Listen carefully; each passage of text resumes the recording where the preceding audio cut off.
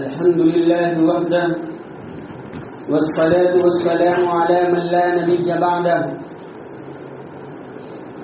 أما بعد أعوذ بالله من الشيطان الرجيم بسم الله الرحمن الرحيم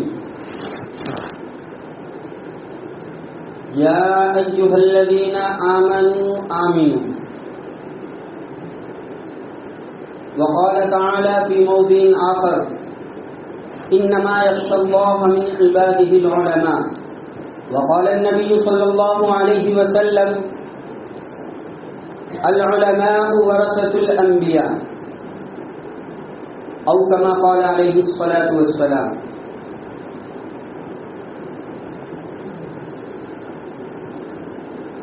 معزز سامعین، محترم بزرگوں اور دوستوں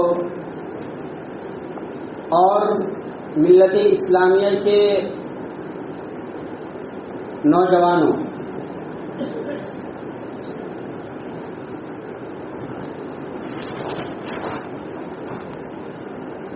اللہ تبارک و تعالیٰ نے اس دنیا کو پیدا فرمایا اور اس دنیا کے اندر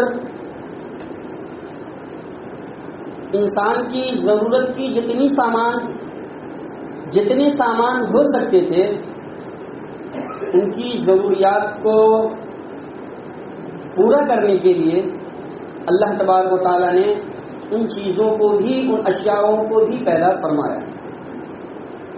جب ہم اور آپ غور کرتے ہیں تو دیکھتے ہیں کہ دنیا کے اندر ایک چیز ہے اور ہر ایک چیز کی اللہ تبارک و تعالیٰ نے ضد پیدا فرمائی ہے. مثلا اگر موسم گرما ہے تو اس کے مقابلے میں، اس کے اپوزٹ میں موسم سرما کو بھی پیدا فرمایا ہے. اگر بیماری ہے تو اس کے مقابلے میں اللہ تبارک و تعالیٰ نے صحت و تندرستی کو بھی پیدا فرمایا ہے. اگر جہالت ہے اور ضلالت ہے تو اس کے مقابلے میں اللہ تبارک و تعالیٰ نے علم کو پیدا فرمایا ہے. الغرض جتنی بھی چیزیں ہیں اگر ہم اور آپ اس کے اندر غور کریں تو ہر چیز کی مخالف چیزیں اس کی ضد اور اس کے اپوزٹ ہے. یہ ہمیں احساس دلاتا ہے کہ اگر دنیا کے اندر صرف اور صرف بیماری ہی ہوتی تو پھر صحت و تندرستی جو ہے اس کا ہم اور آپ شکریہ ادا نہیں کرتے. اگر صرف اور صرف موسم سرما ہی ہوتا یعنی ٹھنڈی کا ہی زمانہ ہوتا تو پھر انسان اللہ کی نافرمانی کرنے لگتا اور ناشکر گزار بندہ بن جاتا. ٹھیک اسی طرح اگر اس دنیا کے اندر صرف اور صرف جہل و ضلالت اور جہالت پھیلی ہوئی رہتی تو پھر علم کا کوئی کام نہیں تھا. الغرض جتنی بھی چیزیں ہیں اس کے اندر اس کے اپوزٹ اور اس کے خلاف اس کی ضد ہیں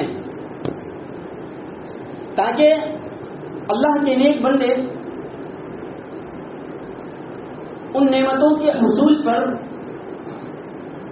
اللہ تبارک و تعالیٰ کا شکر ادا کریں.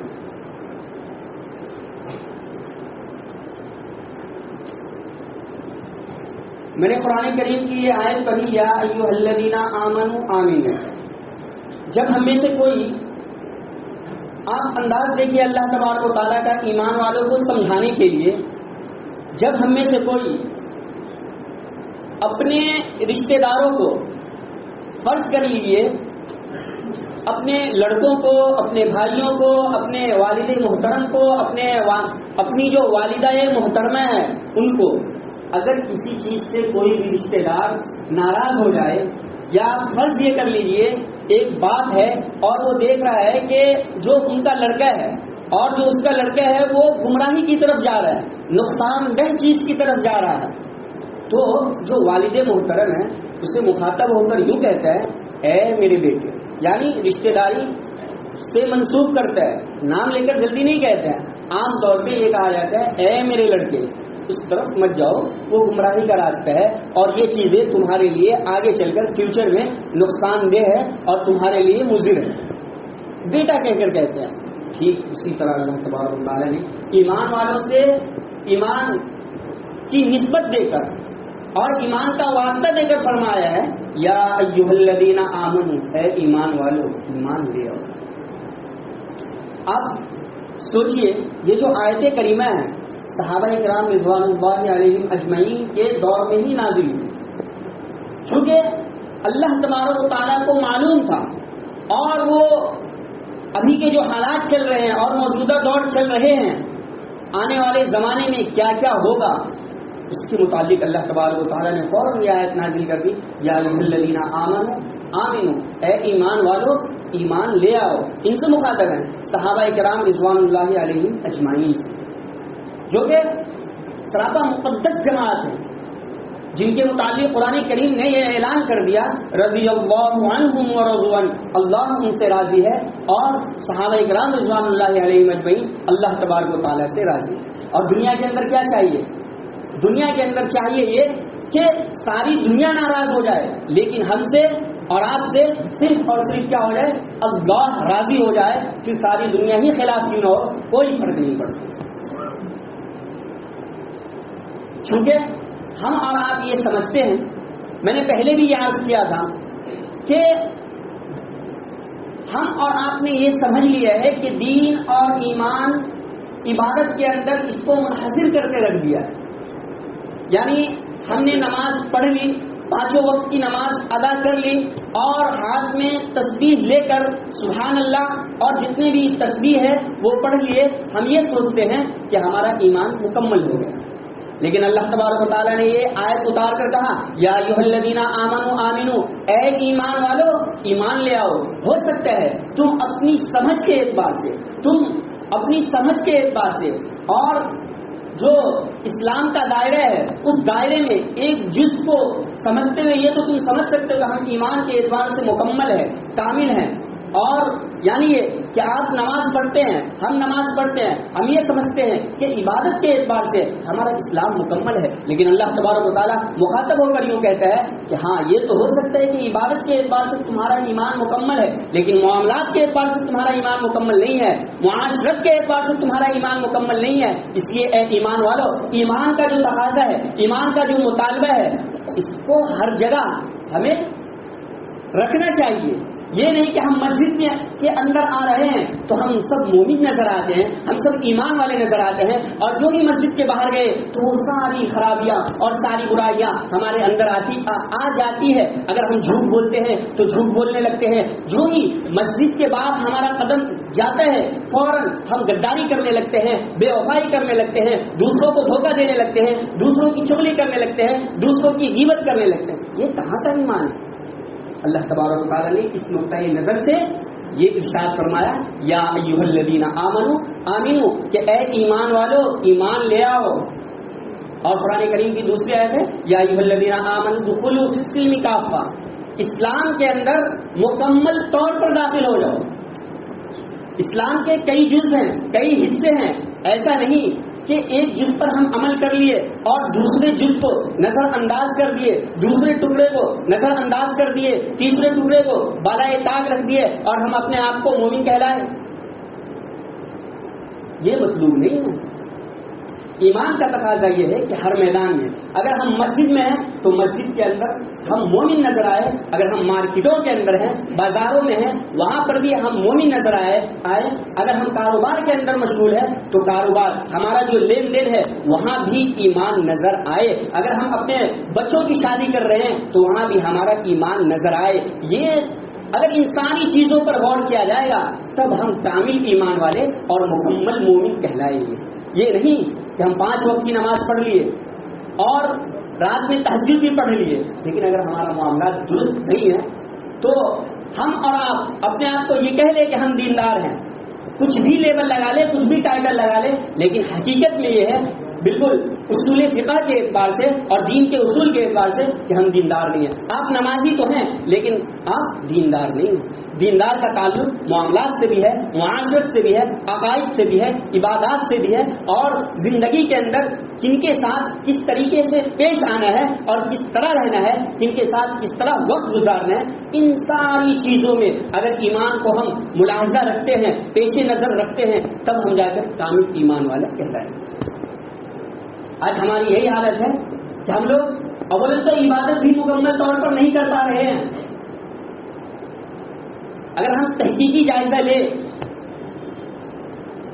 اگر بات دنیا کی آتی ہے تو ہم نماز کو مؤخر کر دیتے ہیں, جماعت چھوڑ دیتے ہیں, اور جب ہم ساری دنیا سے خالی بیٹھ جاتے ہیں, ہمیں کوئی کام نہیں ملتا, گھر پر بھی بیٹھ بیٹھ کے گھر والوں کو بوجھل پن محسوس ہونے لگتا ہے, یہ ہم اپنے آپ کو فیل کرتے ہیں, محسوس کرتے ہیں, تو پھر مسجد پکڑیں. مطلب یہ کہ دین کی یہ حیثیت ہے, دین کو مطلب ہم لوگوں نے اتنا گرا ہوا رکھا ہے کہ جب ہم ساری چیزوں سے اپنے آپ کو تھکان محسوس کر لیں پھر مسجدیں یاد آتی.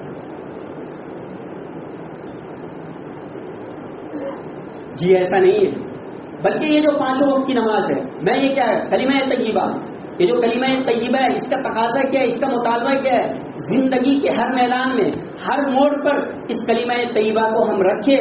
کلمہ طیبہ کیا تقاضا کرتا ہے, کیا مطالبہ کرتا ہے, اس پر ہم مکمل طور پر عمل کر کے اپنا عملی جامہ پہنا کر اس کا ثبوت دیں. الغرض میں نے ایک حدیث یہ پڑھی تھی کہ العلماء ورثۃ الانبیاء, یہ بہت مشہور و معروف حدیث ہے. اس کا ترجمہ ہم سبھی کے ذہن میں ہونا چاہیے کہ علماء انبیاء کے وارث ہیں. العلماء ورثۃ الانبیاء, علماء انبیاء کے وارث ہیں. تو دنیا کے اندر جتنی نعمتیں اللہ تبارک و تعالیٰ نے ہمیں اور آپ کو دے رکھی ہے, ان نعمتوں میں سے ایک نعمت یہ بھی ہے کہ علماء اکرام ہمارے مابین ہیں, ہمارے درمیان ہیں. چونکہ اب جو ہے انبیاء کی کوئی جماعت آنے والی نہیں, نبیوں کا سلسلہ ہوا ختم, لیکن اس کے بعد چونکہ اس دین کو قیامت تک چلنا ہے تو اللہ تبارک و تعالیٰ نے اس کا جو وارث ہے اس کا وارث کس کو بنایا ہے, علماء کرام کو بنایا ہے. نائب کس کو بنایا ہے, علماء کرام کو بنایا ہے. لیکن پریشانی یہ ہے, اور روز روز خبریں یہ سننے کو مل رہی ہے اور تبصرہ یہ سننے کو مل رہا ہے کہ ہر جگہ ائمہ کرام کو, علماء کرام کو, اپنے پیروکار کو, اپنے رہبر کو, اپنے رہنما کو طرح طرح سے پریشان کیا جا رہا ہے.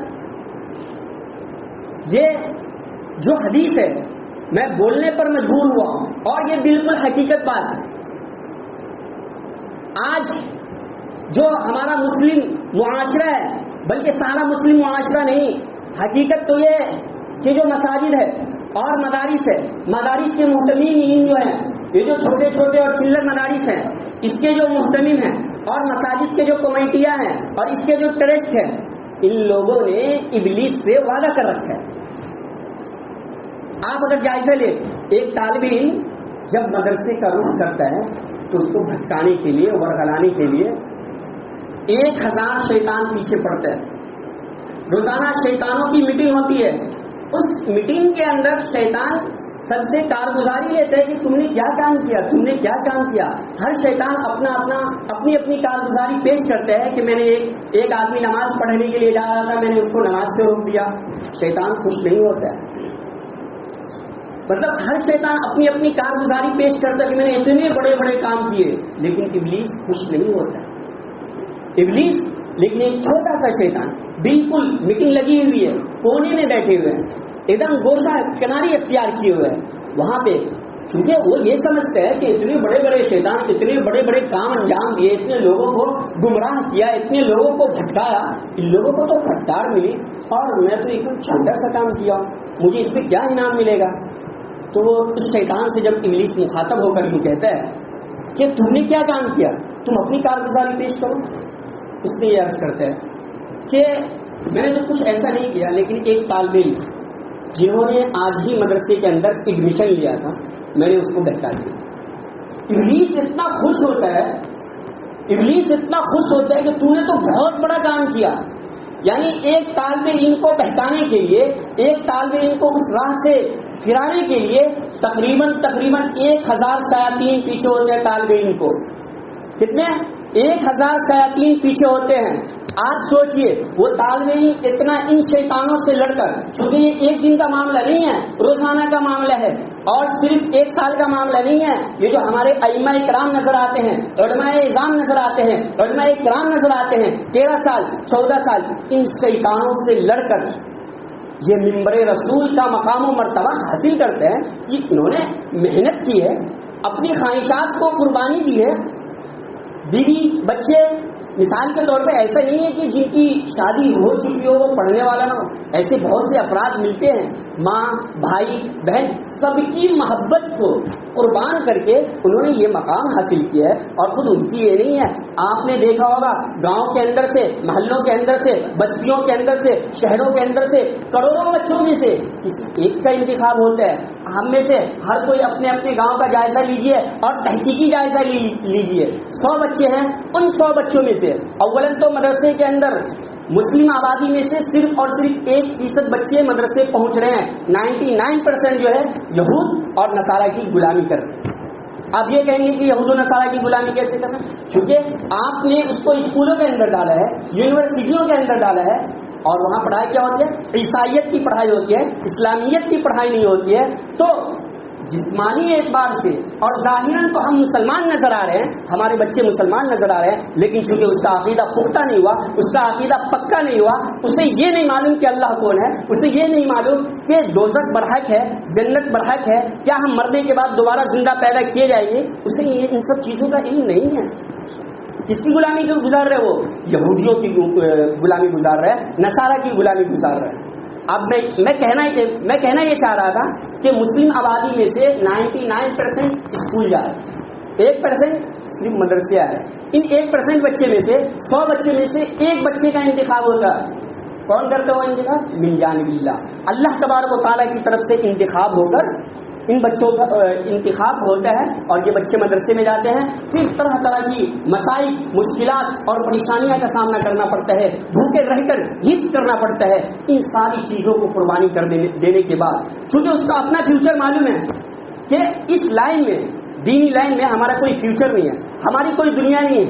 آج ائمہ کی تنخواہ کتنی ہے؟ زیادہ سے زیادہ 15,000 17,000. اگر ہم مسجد کی کمیٹیوں کا جائزہ لیں، مدرسے کے جو محتمین ہیں ان کا جائزہ لے، ان کا روزانہ کا خرچہ میرے خیال سے کم از کم 1,000 روپے تو ہوگا ہی. اولا میں اس پہ بات نہیں کرنا چاہ رہا ہوں، میں کہنا یہ چاہ رہا ہوں کہ علماء کرام کو جس طریقے سے ستایا جا رہا ہے، جس طریقے سے انہیں پریشان کیا جا رہا ہے، خدا کی قسم اس منبر رسول سے خدا کی قسم کھا کر کہتا ہوں، وہ علماء کرام آپ کی شکایت کسی اور سے نہیں کرنے والا ہے. اور وہ کیوں نہیں کرے گا؟ اس کو بھی ایک مثال سے میں سمجھاتا ہوں. وہ اس لیے نہیں کرے گا، فرض کیجئے آپ کے گھر میں آپ کے 3 لڑکے ہیں، 2 لڑکیاں ہیں، یہ دونوں بدماش ہیں، دونوں شرارت قسم کے، یہ دونوں تینوں چاروں 5 جتنے بھی آپ کے اولاد ہیں سب بدماش قسم کے لوگ ہیں. بلکہ یہاں تک یہ ہوا کہ آج کا جو دور ہے، اس دور کے حساب سے لڑکے اپنے والد پہ چپت بھی لگا دیتے ہیں، تھپڑ بھی کھینچ دیتے ہیں، لیکن وہ والد محترم باہر جا کر لوگوں کو نہیں بولے گا. ٹھیک اسی طرح جو مسجد کے ائمہ ہیں ان کو آپ جتنی بھی پریشانیاں ڈال دیں وہ باہر منہ نہیں کھولے گا. کیوں نہیں کھولے گا؟ اس سے مسجد کی بدنامی ہوگی، علماء کرام کی بدنامی ہوگی، وہاں کے جو معاشرے ہیں، محلے والے ہیں، ان کا نام بیکار ہوگا، ان کی انسلٹ ہوگی. اس لیے وہ کسی سے نہیں بولے گا، وہ صبر کرے گا. لیکن یاد رکھیے جس دن اس کی آہ لگ گئی، جس دن اس کی آہ لگ گئی، جو بھی پریشان کرنے والے ہیں یہ سب کے سب بالکل تباہ و برباد ہیں. یہ بددعا نہیں ہے. آپ کسی کو پریشان کریں گے اور اس کے اوپر اجر نہیں ملے گا، یہ ہماری عقل گوارا ہی نہیں کرتی ہے.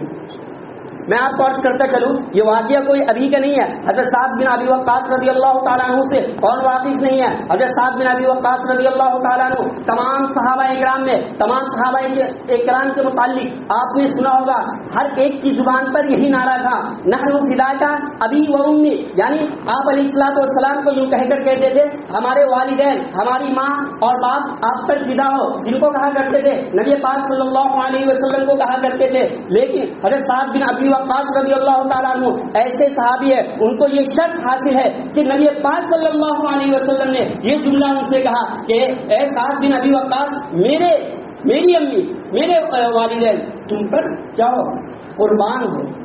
तो बहुत बड़ी सहाबी। मैं नहीं समझता हूँ कि जो शख्स नमाजी हो और पांचों वक्त की नमाज पढ़ता हो वो इन सहाबी के नाम से वाकिफ नहीं होंगे। हजरत उमर रज़ी अल्लाह ताला अन्हु का जमाना आता है, हजरत उमर रज़ी अल्लाह ताला अन्हु ने इनको कूफा का इमाम बनाया। मस्जिद इन्होंने इमामत की, चंद साल चला। उसके बाद वही मुनाफिक किस्म का आदमी अब तक चला आ रहा है। एक मुनाफिक किस्म का आदमी ने हजरत उमर रज़ी अल्लाह ताला अन्हु को खत के जरिए पैगाम दिया कि साद बिन अबी वक्कास रज़ी अल्लाह ताला अन्हु नमाज नहीं पढ़ा पाते, इनके अंदर ये कमी है। हजरत उमर फारूक रज़ी अल्लाह ताला अन्हु इनकी सपोर्टी के लिए और इस इमाम यानी हजरत साद बिन अबी वक्कास रज़ी अल्लाह ताला अन्हु का जायजा लेने के लिए, तहकीकी जायजा लेने के लिए दो सहाबी रसूल को भेजे कि जाओ वहाँ मामला क्या है, माजरा क्या है। चुनांचे वो दो सहाबी रसूल है, मस्जिद के अंदर अलग अलग जो मुख्तदी है उनसे दरियाफ्त किया कि क्या साद बिन अबी वक्कास वाकई इमामत नहीं कर पा रहे, उनकी तिलावत अच्छी नहीं है, उनकी किरत अच्छी नहीं है। किसी ने शिकवा शिकायत की। फिर इसी तरीके से एक मजमा बैठा हुआ था। उस वक्त उन दो सहाबी रसूल ने कहा वो कौन शख्स है जिसने हजरत उमर फारूक रज़ी अल्लाह ताला अन्हु को हजरत साद बिन अबी वक्कास रज़ी अल्लाह ताला अन्हु के मुतालिक ये पैगाम भेजा कि इनके अंदर ये कमी है, इनकी किरत अच्छी नहीं है, इनकी तिलावत अच्छी नहीं है, इनके पीछे नमाज नहीं होगी। ये आदमी पीछे पत्थर पर बैठा हुआ, उसने सीना तान कर और सीने पर हाथ ठोक कर कहा कि मैंने ये कहा। हजरत साद बिन अबी वक्कास रज़ी अल्लाह ताला अन्हु जब ये माजरा देखा तो उनकी आंखों से आंसू जारी हो गए। उन्होंने कहा मैं कुछ नहीं कहूँगा, लेकिन इतनी ये बद्दुआ जरूर है कि अल्लाह तबारक व तआला तुमको तुम्हारी जो उम्र है उसको खूब दराज कर दे। क्या कर दे? खूब लंबी कर दे। उस आदमी को वो आग लगी, उसके मुताल्लिक ये आता है कि उस आदमी की उम्र इतनी लंबी हो गई, इतनी लंबी उम्र हुई कि उसके जो पाँव है वो लटक रहे थे, उसके जितने आज़ा है सब बोसीदा हो गए थे, कुछ भी आज़ा कोई काम नहीं कर रहा है। यहाँ तक कि कोई उसके जिस्म पर थूकना भी गवारा नहीं कर रहा है और वो कटोरा लेके भीख मांग रहा है। और इतनी बड़ी उम्र में आती जाती लड़कियों को छेड़खानी कर रहा है। लोगों की जुबान पर क्या कि क्या है, इतनी बड़ी उम्र में तुम लड़कियों के साथ छेड़खानी कर रहे हो और भीख मांग रहे हैं। ये किनकी आह थी? हजरत साद बिन अबी वक्कास रज़ी अल्लाह ताला अन्हु की आह थी जो लगी। उस आदमी ने कहा मुझे मत कहो, ये हमारे एक इमाम थे साद बिन अबी वक्कास रज़ी अल्लाह ताला अन्हु, उसके मुताबिक मैंने ऐसा ऐसा किया था, उन्होंने सिर्फ और सिर्फ एक जुमला बोला था, वो आह मुझे लगी और ये मेरी हालत बनी और ये मेरी ये हुई। आप क्या समझते हैं? आज जो हमारे मदारिस हैं उसके मुहतमिमीन का भी यही हाल है। और जो मसाजिद है, सिर्फ एक मसाजिद की बात नहीं कर रहा हूँ, आप जायजा ले हिंदुस्तान के अंदर जितने भी मसाजिद है और खुसूसन महाराष्ट्र की मसाजिद का बहुत बुरा हाल है। यहाँ की जो कमेटियाँ हैं, यहाँ के जो ट्रस्ट है, बिल्कुल इमाम और मौलाना को कुछ समझते ही नहीं है, उसकी कुछ अहमियत ही नहीं। इमाम का क्या मतलब होता है पहले मालूम होना चाहिए। इमाम से कुछ मशवरा नहीं। इमाम का मतलब क्या है? इमाम जो बोले वही होगा। अब जाहिर सी बात है इमाम वो अपनी ख्वाहिशात पे कुछ भी नहीं बोलेगा, कुरान और हदीस के मुताबिक ही बोलेगा। कुछ भी आप काम कर रहे हैं एक मरतबा इमाम से पूछ तो लीजिए, बिना पूछे कुछ समझ। बिल्कुल इमाम को और उलमाए किराम को अपनी पांव का धूल समझ रहे हैं, ये जोहला। अक्सर और बेशतर मसाजिद के जो जिम्मेदार है, मैं बिल्कुल खुलकर कहता हूँ, सब के सब जाहिल है, दीनदार बिल्कुल ही नहीं है। आप क्या समझते हैं 5 वक्त की नमाज पढ़ने से आप दीनदार हो जाएंगे? आपके मामलात अच्छे नहीं हैं, आपके जो मातहत में जो लोग काम करने वाले हैं उसके साथ आपका हुस्न सलूक अच्छा नहीं है, उनके साथ आपका किरदार अच्छा नहीं है। आपने जिम्मेदारी लेकर मस्जिद के ट्रस्ट बनकर, मस्जिद के जिम्मेदारान बनकर, मस्जिद के सदर बनकर, मस्जिद के मेंबर्स बनकर मस्जिद की देखभाल नहीं कर रहे हैं। आप इसकी जिम्मेदारी नहीं ले रहे और थोड़ा भी कुछ होता है पता नहीं।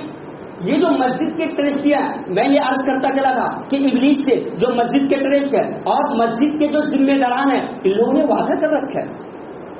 آپ سوچئے ایک طالب علم کے پیچھے 1000 شیاطین، جس سے وہ طالب علم روزانہ لڑتے جھگڑتے اس مقام و مرتبہ پر پہنچتا ہے. اس طالب علم کو اپنا فیوچر اور اپنی دنیا بھی معلوم ہے کہ میرے لیے دنیا میں کوئی حصہ نہیں ہے، جو ٹوٹا پھوٹا مل جائے گا اللہ تبارک و تعالیٰ اسی کے اندر برکت دیں گے. اس کے باوجود بھی اس نے اپنی زندگی کو، اپنی دنیا کو، اپنی زندگی سے، اپنے فیوچر سے کھیلا، اور اس کے بعد جب وہ اس مقام پر پہنچتا ہے تو اس کو طرح طرح سے پریشان کیا جاتا ہے. اب ابلیس کے جتنے بھی لشکر ہیں شیاطین، وہ سب کے سب آرام کی نیند سو رہے. کیوں؟ کیونکہ ابلیس پٹریا انداز میں کہتا ہے ارے بھائی جو کام ہم 15 سال تک نہیں کر پا رہے ہیں اس کام کو تو کون انجام دے رہا ہے؟ مسجد کے کرسچیان لوگ یہ ذمہ ادا کر رہے ہیں. اس کام کو کون انجام دے رہا ہے؟ مسجد کے کرسچیان.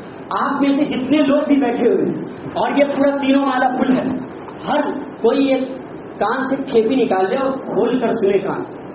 آپ میں سے کتنے ہیں جو اپنے بچوں کو حافظ بنانا چاہتے ہیں؟ میں سب سے سوال کرتا ہوں، کون ہے جو حافظ بنانا چاہتے ہیں؟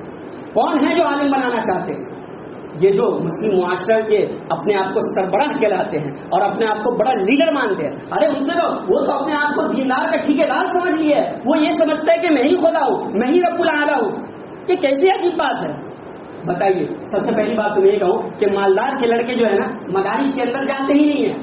اب جو جا رہے ہیں غربا کے بچے جا رہے ہیں، مسکین کے بچے جا رہے ہیں، اور وہ بیچارے یہ جو آج کل ہم لوگ نماز پڑھ رہے ہیں اور ہمارے سروں کے اوپر ٹوپیاں ہیں، ہمارے چہروں پر داڑھی ہے، یہ وہی علماء کرام کی دین ہے جس کے متعلق اور جس کے ہم شکوہ شکایت کرتے ہیں اور جس کی ہم غیبت کرتے ہیں. میں ایک سوال کیا، آپ میں سے کتنے ہیں جو اپنے بچوں کو مفسر بنانا چاہتے ہیں؟ کتنے ہیں؟ یہاں ہر قسم کے لوگ ہوں گے، غربا و مساکین بھی ہوں گے. چونکہ اس مسجد کے اندر جمعہ کے دن مختلف جگہوں سے لوگ آتے ہیں اور ہر کوئی اپنے اپنے محلے کا اپنے اپنے طور پر کچھ نہ کچھ ذمہ داری ہوگا. میں آپ سے ایک کوشچن کرتا ہوں، کتنے لوگ ایسے ہیں جو اپنے بچے کو حافظ بنانا چاہتے ہیں؟ کتنے لوگ ایسے ہیں جو اپنے بچوں کو عالم بنانا چاہتے ہیں؟ مطلب اتنی پبلک میں صرف ایک ہاتھ نظر آ رہا ہے، بس صرف ایک ہاتھ. کیوں؟ آپ اپنے بچوں کو حافظ بنانا نہیں چاہ رہے، آپ اپنے بچوں کو عالم بنانا نہیں چاہ رہے ہیں، آپ اپنے بچوں کو مفسر بنانا نہیں چاہ رہے. کیوں؟ معلوم وجہ میں بتاتا ہوں.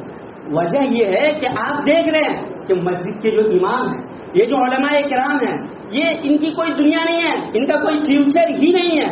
یہ کیا کھائیں گے، اپنے بیوی بچوں کو کیا کھلائیں گے، اس ڈر سے، معیشت کے ڈر سے ہر کوئی بھی اپنے بچوں کو عالم نہیں بنا. یہی وجہ ہے. یہ نہیں بتائیے، دل پر ہاتھ رکھ کے.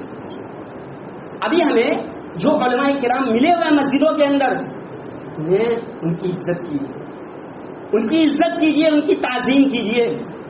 اگر نہیں کریں گے تو وہ وقت دور نہیں، وہ ایام دور نہیں کہ آپ کو مسجد کے اندر نماز پڑھانے والے امام بھی نہیں ملیں گے. چونکہ یہ میرا تجربہ ہے اور میں دیکھ رہا ہوں جتنے بھی بچے فارغ ہو رہے ہیں وہ ہر کوئی کس میں بھاگ رہے ہیں؟ کاروبار میں بھاگ رہے ہیں. اور کیوں نہیں بھاگیں گے؟ اچھا، یہ جو مسجد کی کمیٹیاں ہیں اور یہ جو ٹیرسٹ ہے، وہ یہ سوچتے ہیں، علماء کو اتنا حقیر سمجھتے ہیں، پاؤں کا دھول سمجھتے ہیں، وہ یہ سوچتے ہیں کہ بیچارہ مجبوری میں لگا کچھ آتا جاتا ہے. ایسا نہیں ہے.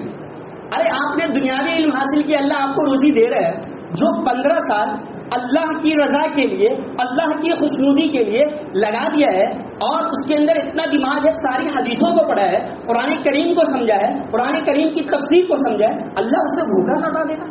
وَمَا مِن دَابَّةٍ فِي الْأَرْضِ إِلَّا عَلَى اللَّهِ رِزْقُهَا إِنَّ اللَّهَ هُوَ الرَّزَّاقُ ذُو الْقُوَّةِ الْمَتِينُ. اگر یہ بات ہے مسجد کے کمیٹیوں کے ذہن کے اندر اور مسلم سماج کے جو سربراہ ہے ان کے ذہنوں کے اندر ہے تو یہ آپ کی بے وقوفی پن ہے، احمقانہ پن ہے. اس بات کو نکال دیجیے. اگر آج علماء اکرام اس منبر رسول کو چھوڑ دے اور مسند درس کو چھوڑ دے اور وہ کاروبار میں جائے تو اللہ تبارک و تعالیٰ انہیں ادھر بھی خوب ترقی دیں گے. آپ اسے مجبور مت سمجھیں. اگر وہ یہ کر رہے ہیں تو اللہ کی خوشنودی کے لیے کر رہے ہیں، اللہ کی رضا کے لیے کر رہے ہیں. ارے بالکل میں دیکھ رہا ہوں جو چونکہ میرے ساتھی بھی سب نوفارغ ہیں، ہر جگہ کا واقعہ ہے، بات کرنے کی تمیز نہیں، باپ کو بیٹے سے بات کرنے کی تمیز نہیں. ٹھیک، خصوصاً یہ جو ربالے اور یہاں کے باشندے ہیں ان لوگوں سے میں مخاطب ہو کر یوں کہتا ہوں، سب سے پہلے معاشرت کیا ہے، معاشرت کا آپ علم پڑھیے. 3 دن جانے سے یا 40 دن جانے سے یا 4 مہینہ لگانے سے آپ مفتی نہیں بنے. ٹھیک ہے، وہ اچھا کام ہے، وہ اس کا ایک اپنا الگ میدان ہے. وہ کیا جا رہا ہے. ہم کیا سمجھتے ہیں؟ 4 مہینے ہم لگا لیے, ایک مفتی سے آگے بڑھ گئے, 4 مہینے ہم لگا لیے, ایک عالم دین سے آگے بڑھ گئے. نہ بیٹھنے کا سلیقہ ہے, نہ بات کرنے کا سلیقہ ہے. یہ سب کیا ہے؟ آج مساجد کے ذمہ دار وہ لوگ بیٹھے ہوئے ہیں جنہیں نماز کے اندر کھڑے ہونے کا ڈھنگ سے طریقہ معلوم نہیں. کیا ہوگا اگر مسلم معاشرہ کی میں بات کر رہا ہوں, اگر کوئی غریب آدمی, کوئی مسلمان سادہ مزاج شخص کیا سمجھتا ہے مسجد کے اندر اور مدرسوں کے اندر انصاف ملے گا.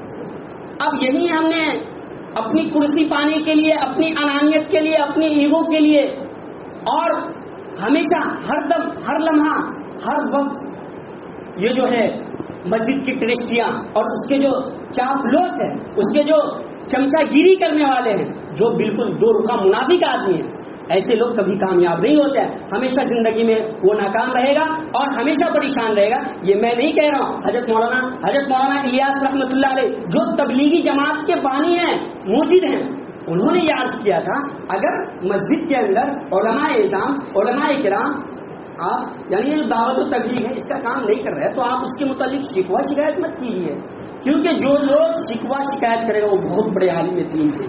حضرت مولانا الیاس رحمۃ اللہ علیہ, اندیشہ ہے اس بات کا کہ اس کا خاتمہ جو ہو کفر پر ہو اور مرنے کے بعد جو اس کا چہرہ ہے قبلہ کی طرف سے پھر جائے. اس لیے آپ ڈریے, آپ جہاں بھی ہیں اور جو لوگ بھی ہیں, ہر ایک اس میسج کو پہنچائیے اپنے احباب تک, اپنے دوستوں تک, اور اپنی جو مسجد کے جو ٹرسٹیاں ہیں ان کو سمجھانے کی کوشش کیجیے. وہ ابلیس سے جو وعدہ کر رہے ہیں, مطلب یہ کہ ایک تو اللہ تبارک و تعالیٰ کا وعدہ ہے اور دوسرا ابلیس کا وعدہ ہے. آپ نے اللہ سے ہاتھ چھوڑا کر ابلیس یعنی شیطان کا جو سردار ہے ان سے وعدہ کر لیے, اور ایک طالب علم جو 15 سال لگا کر آتا ہے اسے اس کا جینا آپ نے حرام کر دیا. میں صرف یہ کہ آپ لوگ حافظ بنانا چاہتے ہیں, میں کھل کر بولتا ہوں, اتنے افراد میں سے صرف ایک شخص نے ہاتھ اٹھایا کہ میں بناؤں گا.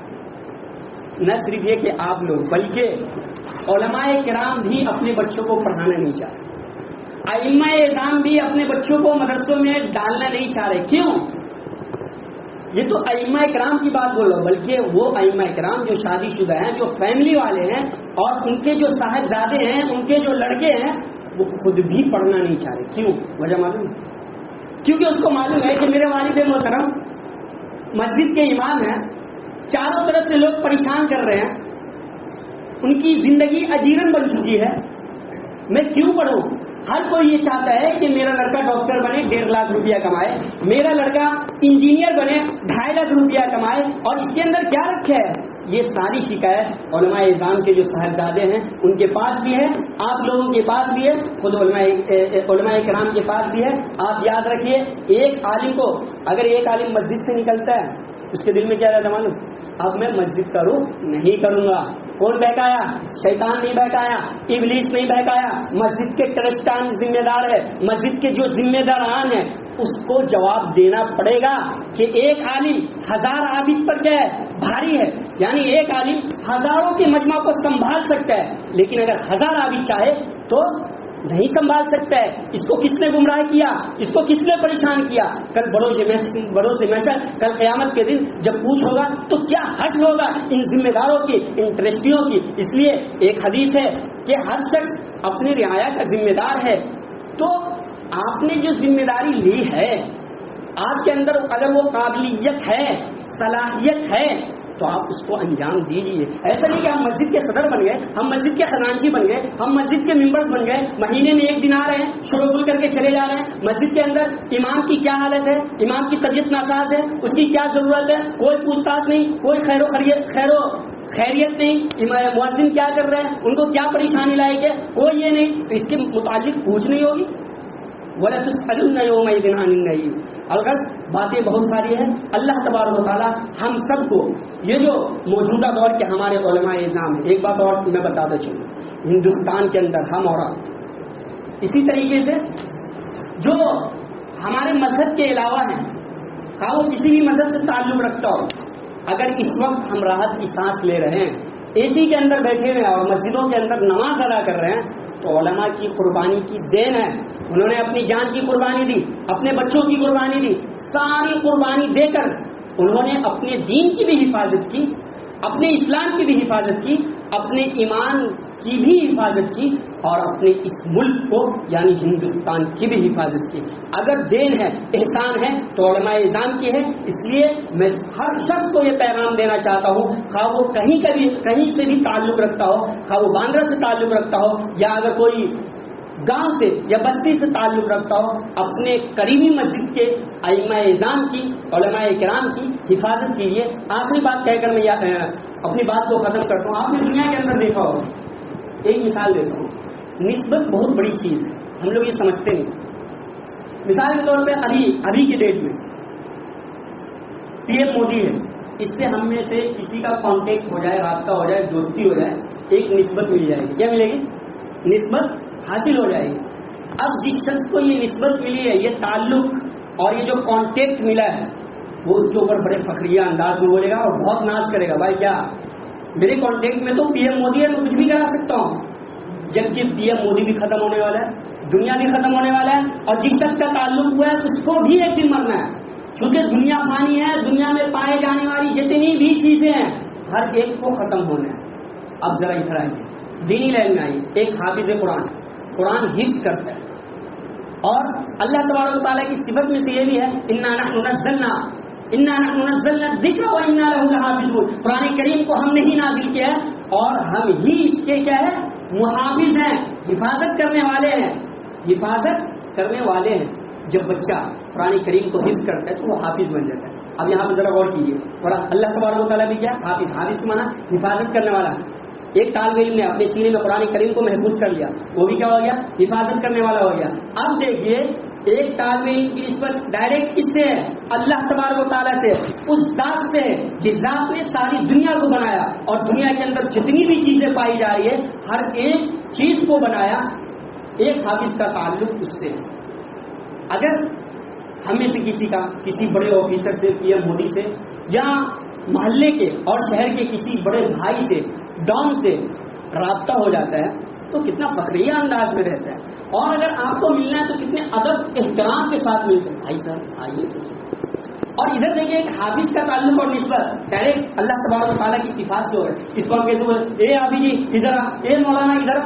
یہ تہذیب ہے کیا؟ آپ اپنے والد محترم کے ساتھ اس انداز میں بات کرتے ہیں, اپنے آبا و اجداد کے ساتھ اس انداز میں بات کرتے ہیں. یہ جو جملہ تھا یہ خصوصاً ربالے کے باشندے کے لیے تھا.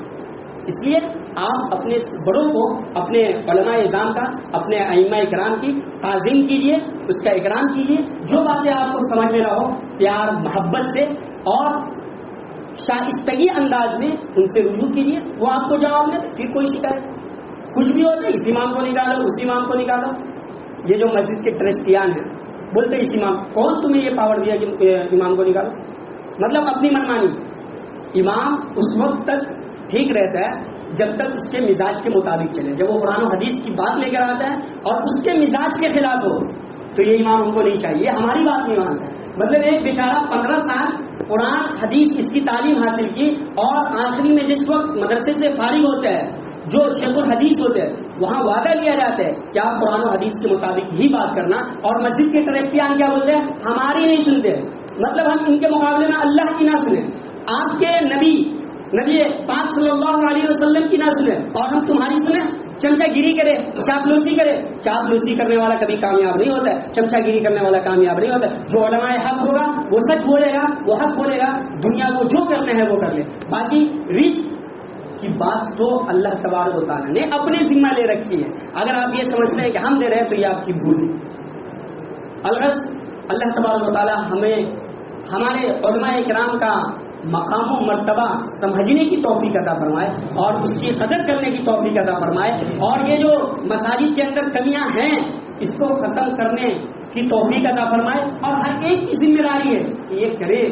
یہ کسی صرف میری ذمہ داری نہیں تھی, کیونکہ بہت لوگ ڈرتے ہیں. ارے بھائی ڈرنے والی کیا بات ہے, حق اور سچ بات یہی ہے. اچھا ہمیں ہر شخص یہ کہتے ہیں کہ حق بات بولنے گا, سچ بات بولنے گا, بولتے ہیں نا سب, لیکن سب فوراً زبان سے پھر جاتے ہیں. ایسا نہیں. قرآن کریم میں یا ایھا الذین آمنوا لم تقولون ما لا تفعلون, اے لوگوں ایسی باتیں کیوں کرتے ہو جو تم کرتے نہیں. تو آپ وہی کیجئے جس پر آپ عمل کر رہے ہیں. آپ کی بات وہی ہونی چاہیے جس پر عمل کر رہے ہیں. ایسا ہی کہ سامنے یعنی ہمارے سامنے تو ہماری طرف, اور جیسے ہی ہم غائب ہوئے تو ہماری غیر موجودگی میں ڈھیر ساری برائی، اور غیبت کے متعلق میں نے پہلے بھی بیان کر چکا ہے۔ اللہ تبارک و تعالیٰ عمل کرنے کی توفیق عطا فرمائے اور صحیح سمجھنے کی توفیق عطا فرمائے، تو ہمارا توفیق دی جائے۔